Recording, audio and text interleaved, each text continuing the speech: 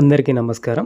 తిరుమల తిరుపతి దేవస్థానం నుంచి ఇప్పుడిప్పుడే కొత్తగా అప్డేట్ అయితే రావడం జరిగింది. మరి ఈరోజు భక్తుల రద్దీ తెలుసుకుందాం, అదేవిధంగా టోకెన్ల వివరాలు తెలుసుకుందాం. మరి ఆదివారం కావడంతో భక్తుల రద్దీ భారీగా పెరిగింది. ఈరోజు ఉచిత దర్శనం కోసం దాదాపు 27 కంపార్ట్మెంట్లలో భక్తులైతే వేచి ఉన్నారు.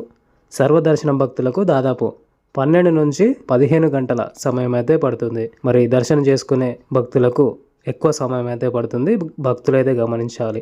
అదేవిధంగా 300 టికెట్ తీసుకున్న వారికి శీఘ్ర దర్శనానికి దాదాపు 3 నుంచి 4 గంటల సమయం మాత్రమే పడుతుంది. మరి 300 టికెట్ తీసుకుంటే దర్శనం అనేది తొందరగా అవుతుంది, భక్తులు అయితే గమనించాలి. అదేవిధంగా సర్వదర్శనం టోకెన్ పొందిన భక్తులకు 4 నుంచి 6 గంటల సమయం అయితే పడుతుంది. నిన్న స్వామి వారిని దర్శించుకున్న భక్తుల సంఖ్య చూసుకున్నట్లయితే 81,288 మంది భక్తులు స్వామివారిని దర్శించుకోవడం జరిగింది.